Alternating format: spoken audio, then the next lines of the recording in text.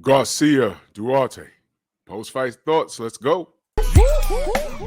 Push the weight and now flex. Flex. The live is 1 in the 6. Fit the runner, boy, you nigga, no question. You will run a motherfucker high stepping. Hey, you never had a big enough weapon. Motherfucker never learned your lesson. I'm a 88 pack nigga. I'm a 88 pack nigga. I mean, day walker, drink blood, fangs out, full moon. Motherfucker change like a hoe, nigga. I'm just a nigga from the hood trying to stack a little cheddar for the money. Drew Titan, Bronx on deck. Shout out to the mighty LDBC. Well, it just ended. And this might shock a few of you because I've been super critical of Ryan Garcia, and rightfully so. I thought he was a marketing scheme. I thought there was a lot of things going on at 135 when he was campaigning at 135, and I thought his internet fame kind of made him jump the line. And I was never hyped to see him versus Tank because I knew how it would end. I just didn't know it would end the way it did with a body shot. But what a difference some time makes. Tonight, and actually in the last week, I think it's fair to say that he's had a moment in his life where it quite possibly has made him mature. You know, before when he was bouncing around, calling people out, and then injuries, and then mental illness, and all these things, I didn't know. Well, I was about to say I couldn't make heads or tails of him. I just wrote him off. I said, man, this guy is a scheme. Got in there, talked himself into a Tank fight, and he got stopped. But you see what a fight is made of when he returns to the ring. And in this instance, when he returned to the ring against Oscar Duarte, I guess you could kind of say that Oscar was made to order. He's not the fastest, but as you can see in this picture right here, this dude, he's in hella shape, man. He looks like right now he could leave the ring and go to a classic physique contest. The young man's in shape. He had enough pop to make Ryan cautious, but he made some well, let me say this. Ryan Garcia, first of all, excuse me, first of all, I was impressed. I saw the changes. I visibly saw the changes in coaching with the work that him and Derek James have put in together. You actually see it. He wasn't fighting like a gazelle with his head in the air. He kept the right hand up. He didn't admire his work. There was one point in the fight, I forget which round it was, where he pulled straight back and he got hit going backwards, that's just a bad habit he has. And he got clipped. Nothing happened, thank God for him. And he corrected it. Derek James, he wasn't sitting in between rounds. He was pacing back and forth. I like that energy. And he was very calm. And there was a few boos, but listen, when you're working in here, when you're working in that ring, you got to tune all of that stuff out. He used the ring. Every time his back touched the ropes, he got off of it. Duarte, he didn't do a good job cutting the ring off. He was trying to, that was the game plan, because he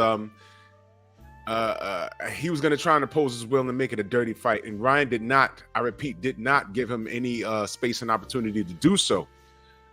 He tried to make it a dogfight. The thing is, again, Duarte's not fast. He wasn't coming in with a jab.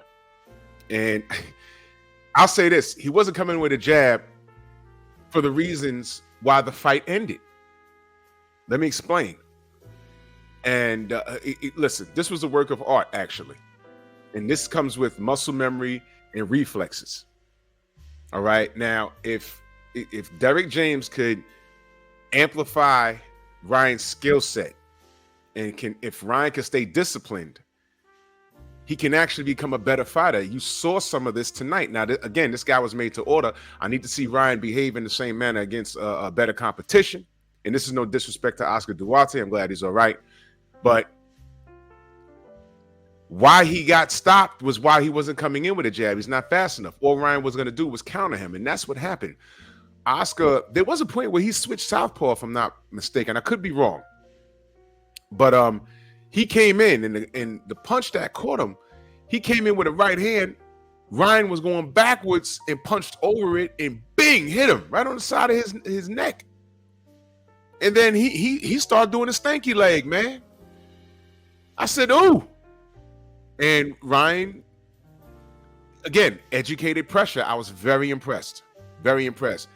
He dropped him, and the ref wasn't satisfied when Oscar got up off the ground. He wasn't satisfied with that. He says, "No." It wasn't a bad stoppage at all. It wasn't a bad stoppage at all. Oscar, once it settled, he said, "Man, whatever." But let me talk about this. Again, this is going to sound like this is going to be a funny ass live. I mean, This is a funny video, but I'm being honest, and I'm keeping it boxing. I'm actually proud of his performance, Ryan Garcia. I'm actually proud of his performance because of everything I mentioned. To end what he had to deal with outside the ring leading up to this fight. See that man standing back there? And Bernard Hopkins, they turned on him the moment he lost to Tank Davis. And we said that. Ryan showed up to the post fight. His parents were there. Salute to his parents. And you looked around, and Oscar De La Hoya and Bernard Hopkins were not there. And I'm watching it like, where are they? Wow.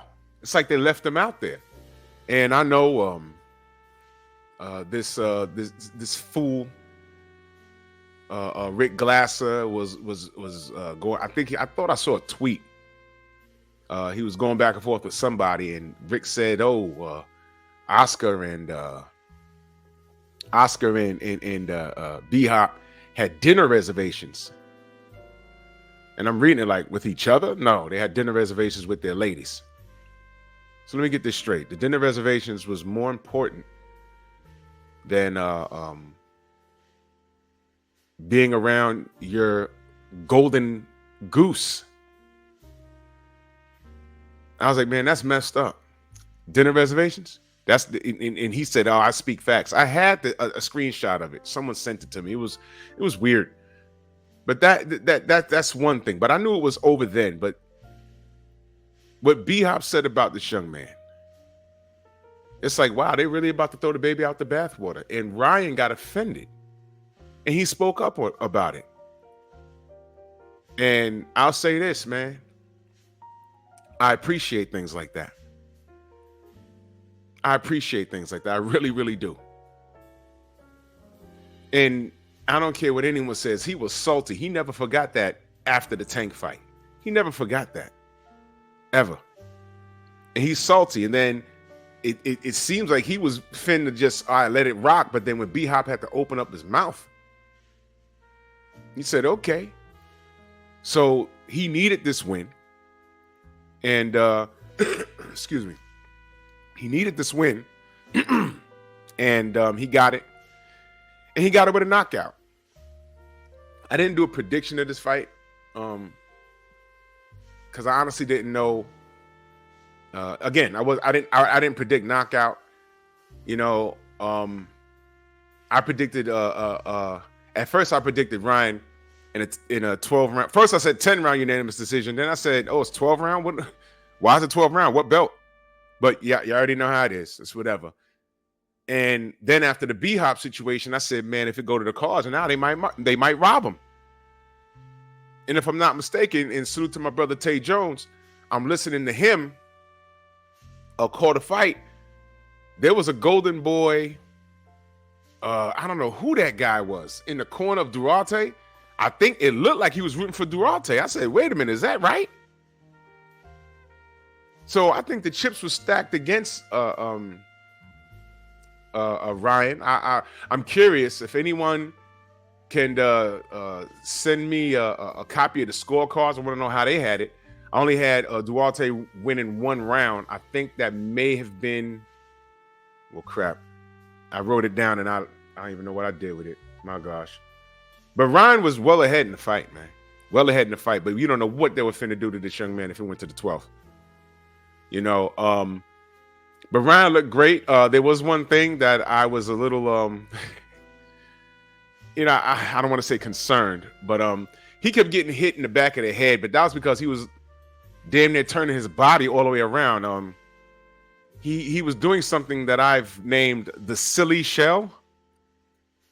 It's not quite the Philly shell, but it's a silly shell because his hips are one way and his body's contorting into another direction. I'm like, how's he doing that? Is that magic? You know, the silly shell created by Ryan Garcia. But man, salute to him, man. I'm glad he won. And salute to Oscar Duarte, no disrespect to him. He just got caught. And let me tell you, go back and look at that, the punch that did it. It was nice. It was really nice, man. Duarte went in with a right hand. Ryan going backwards, stepped over it and threw back to the rope. Threw a hook right over the punch and landed. Boom! And it was over moving forward, man. And it was very nice. I'm happy for Ryan. I'm happy he stuck up for himself. I'm happy he got the knockout win. And I think he called out Rolly. I like how he conducted himself at the end of the fight.